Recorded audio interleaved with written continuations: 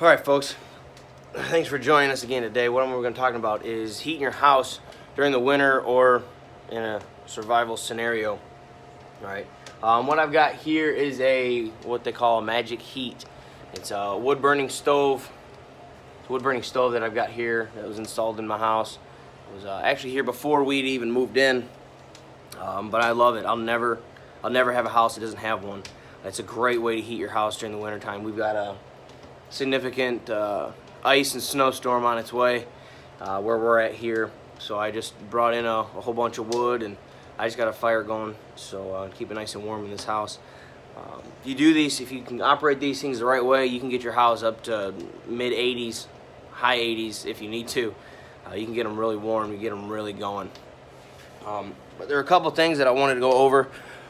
First thing, when it comes to your wood that you bring in, see I've got one of those wood rings that I store the wood on. But you got to be careful when you're bringing wood into your house that it doesn't have bugs, termites, or whatever, because that causes a much bigger, much larger issue for your house and your family essentially. Here, a little cameo. Here's the pup. Say hi, Molly. But anyway, you got to be careful when you're bringing that stuff in. Make sure you're not bringing in the bugs. We've been pretty lucky so far, haven't had any issues with it. I keep my wood all outside and covered with large tarps. That way it stays covered from the rain, the snow, whatever it may be. So, and then I just carry it in. Just carry it in with one of those little bags. So, when it comes to starting your fires, lighting them up, getting them going, newspaper, your best option. Not many people nowadays even read newspapers. Every once in a while I look at them, not very often, but I always collect them. I don't get rid of them, never throw them out, because that's the best way to get a fire started, is actually using newspaper. You can use old like school notes and stuff like that, but it doesn't burn as well. It doesn't get it as hot to keep the wood actually burning if that's what you're using to start it. So I like to use real newspaper. It's the best, and it's everywhere. You can just always collect it and keep it on hand. Okay. Couple of things that I like to use to actually help with starting it. Do a little review on some of these items here. This Pine Mountain starter logs, they're great.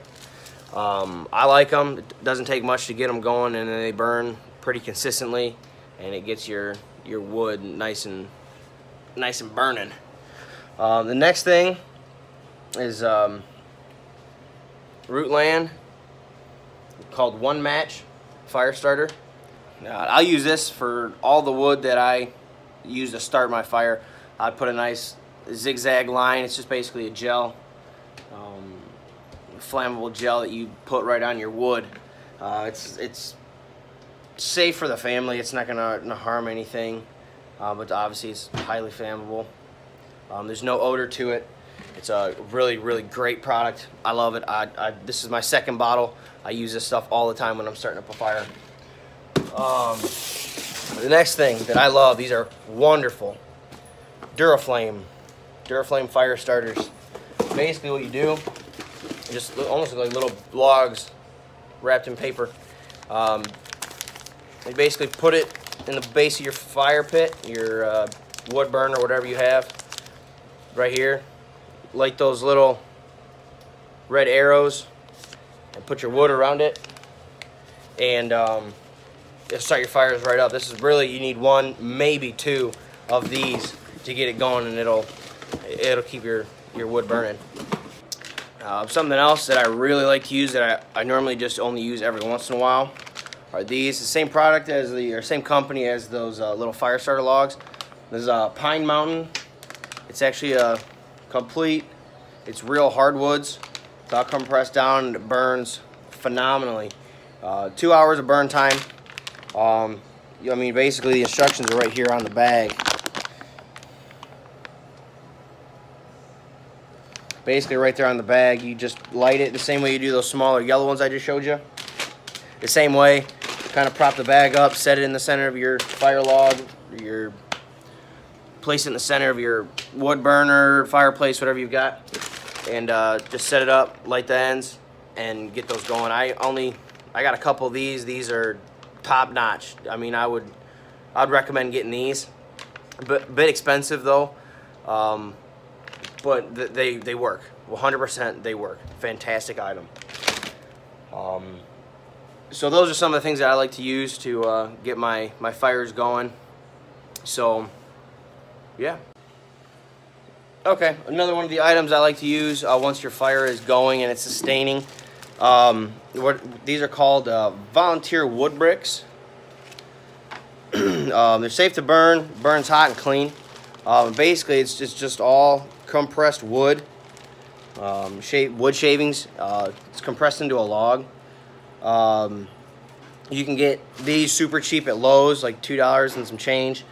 And you get 6 bricks. They'll burn for a while. But you use these once once your fire is sustained and it's going good.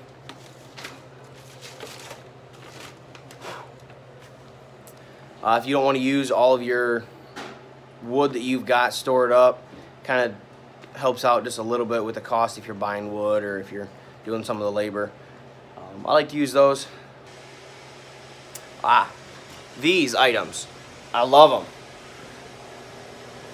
Little fans, little Amish made magnetic fans. They're great. Keep them up on the top of your fireplace, wood burner, just like that. And once the metal on the bottom of them, on the base, gets hot enough, the heat will travel up the metal, and then get the magnets spinning. Get those fans, the blades spinning also, and it'll help push the heat away from it and into the rest of your room. They're great. They're small. I mean, they're not like, it's not gonna blow things over or anything like that. It's just enough to move some of the heat throughout the room just a little bit. They're nice. It's kind of neat. All right, this next item I'm gonna talk to you about is kind of for keeping your fireplace or wood burner in decent working condition. There's a lot of soot. If you build a fire so many times, you'll create soot, creosote, and all that stuff. So what I like to get are these creosote sweeping logs, creosote busters, or creosote logs basically. It helps break all that up so you don't get chimney fires or anything like that, because that's a bad day if you get one of those. They're fantastic. I use one, at least I try to use it twice a year. In the beginning, and then I'll try to use it at the end of like the winter months when I'm not going to be using it very often. Those are kind of that's when I'll use these. It just helps make your chimneys a little bit cleaner and a little bit safer, so it's not overheating or it's not going to catch your house on fire. So, but obviously, with using these items, you've got to be careful. I'm not teaching you how to use them. I'm just giving you suggestions on how to get a good fire started. Hey, there's our other pup. But yep, I'm not telling you how to use them or instructing you how to use them.